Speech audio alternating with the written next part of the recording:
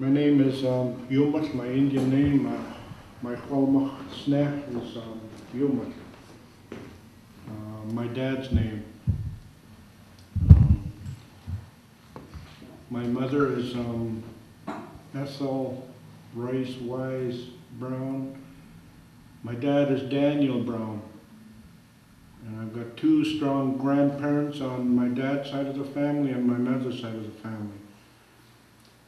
Two powerful family, four powerful family members. I'd like to give a very special thanks to them in regards to me being here to speak. I wish it was my mom, or I wish it was my grandfather's or my grandmother speaking. I always pray that I wish I had a morsel of their strength. As human beings today, we're all the same. We're no different.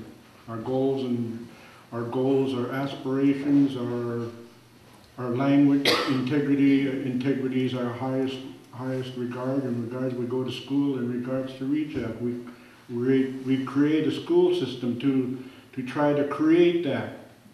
First Nation people had that long time ago, before the Europeans got here. They had that system in place in regards to purifying themselves, mother and father, before they had children.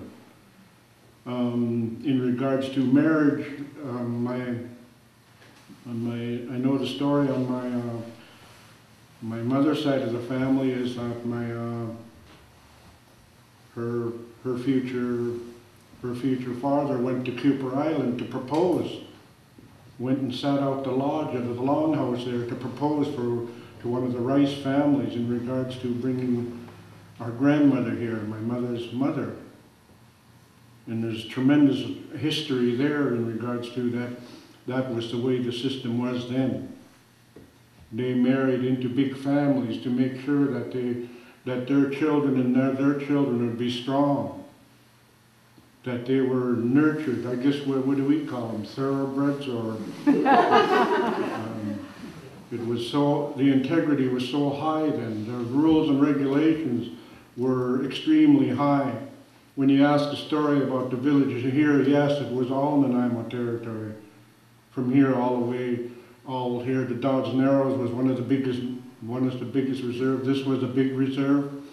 The island over there, Gabriola, over here all the way along, all the way to the company field where the soccer games used to be, was all First Nation Nanaimo people. Well, this is one of the biggest villages in the island here. And one of the biggest stories, or the biggest downfalls, is the non-native and a little bit of the native people sort of glorify Kol Tai, but the really old-time people dislike him.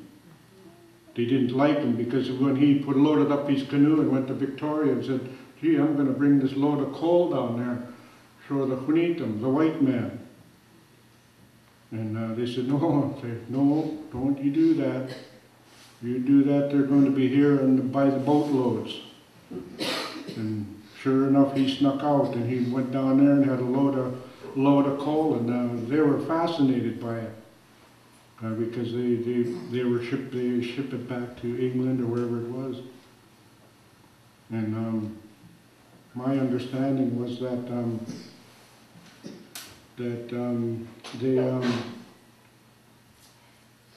when their prisons were full, they sent all the prisoners to Australia.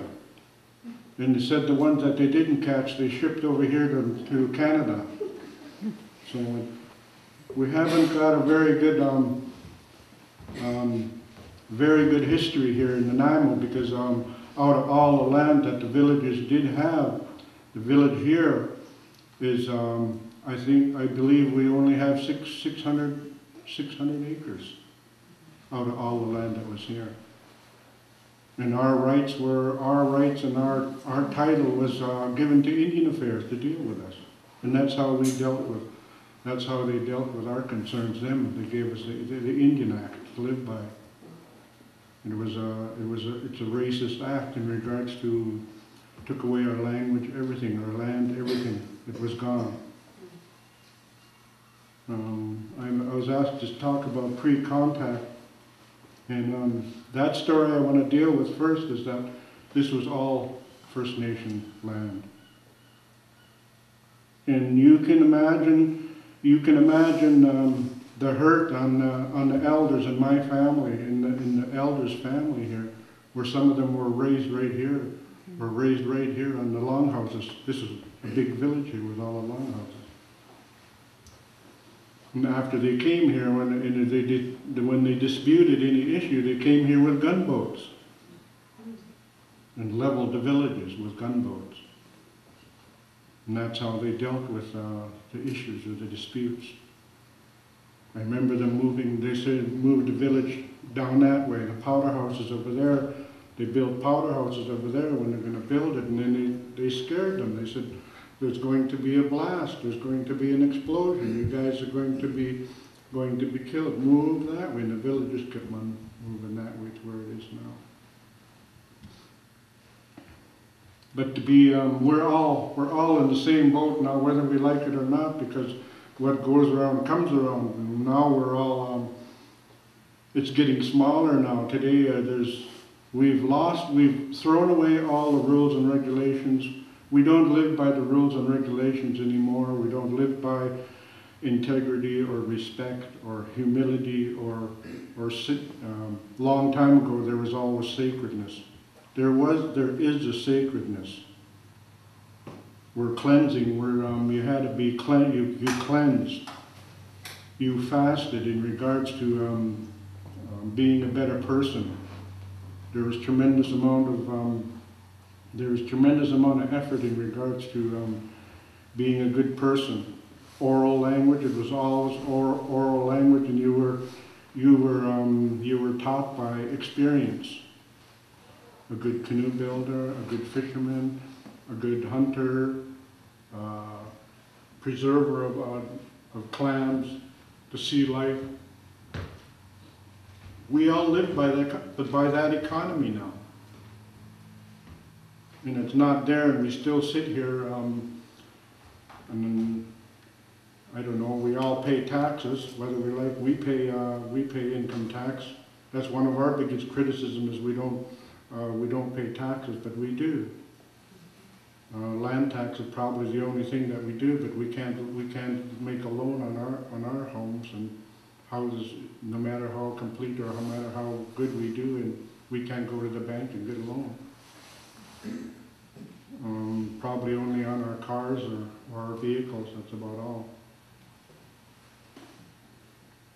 One of the biggest things that we had here, or if we all live in Nanaimo, one of the biggest things we should be proud of is that this was one of the biggest herring spawns in the world.